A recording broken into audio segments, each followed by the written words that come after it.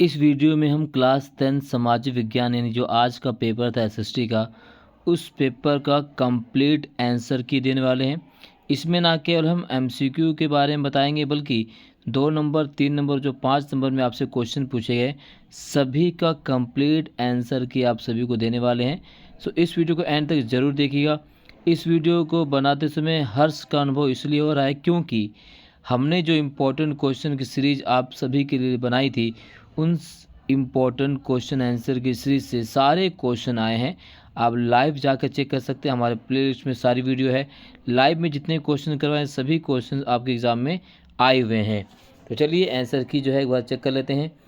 तो ये एमसीक्यू जो है हमने पहले ही कवर कर रखा है। एमसीक्यू जो है सभी एमसीक्यू हमने पहले ही कवर कर लिया है। तो इसमें आप देख सकते हैं, तो व्यापार और सांस्कृतिक आदान प्रदान के कारण, ठीक है, जितने भी एमसीक्यू हमने इसमें पहले कवर कर लिया है।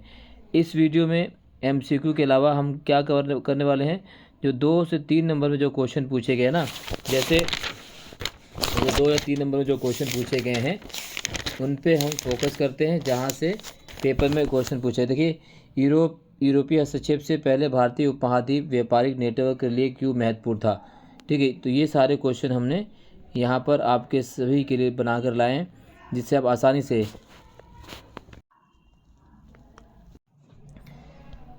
तो ये आंसर की इसमें जितने भी क्वेश्चन आए इन सभी क्वेश्चंस को हमने यहाँ पर आप सभी के लिए कवर कर लिया है। तो इन सभी क्वेश्चन में जितने भी आपने क्वेश्चन अटेम्प्ट किए हैं सभी के आंसर की हमने इसमें लगाया हुआ है। तो चलिए एक एक करके आप सभी लोग अपने आंसर को चेक कर लीजिए कि आपने जो क्वेश्चन अटेम्प्ट किए हैं वो सही हैं और किस तरह से आपको उन क्वेश्चन को अटैम्प्ट करना था और कितने कितने आपको नंबर मिल जाएंगे। तो यहाँ देखिए, पहला जो क्वेश्चन है क्वेश्चन नंबर 22, जो क्वेश्चन नंबर 22 है ना, उसका जो क्वेश्चन है कि महिलाओं के नेतृत्व में महिलाओं की नेतृत्व भूमिका में प्रतिनिधित्व बढ़ाने के लिए 2 तरीके सुझाइए।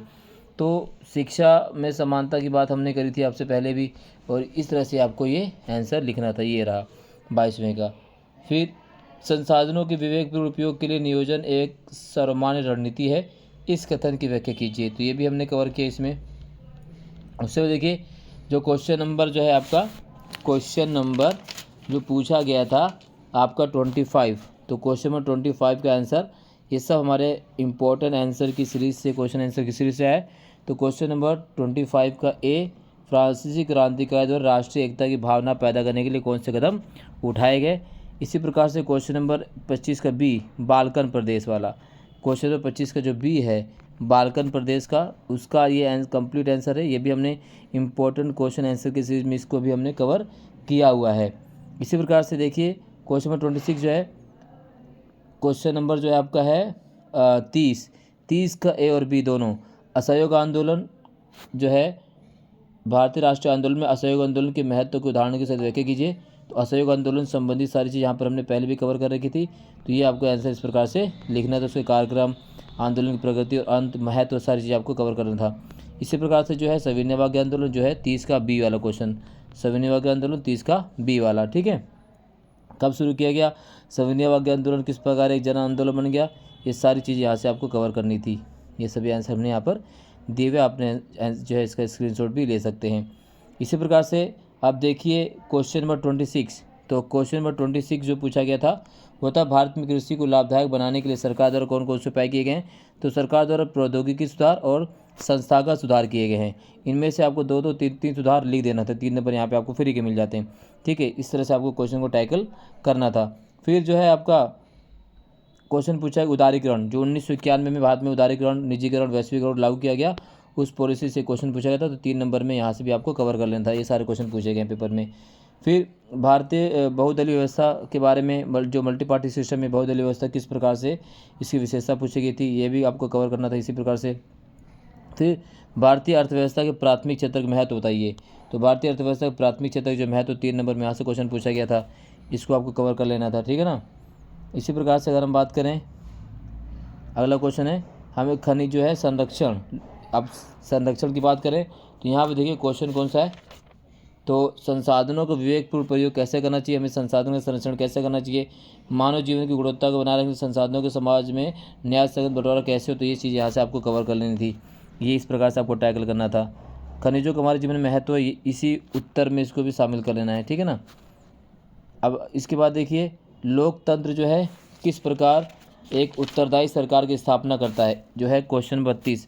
क्वेश्चन नंबर 32, लोकतंत्र जो है नागरिकों की अपेक्षा पर उत्तरदायी उपयुक्त तर्कों से स्पष्ट कीजिए।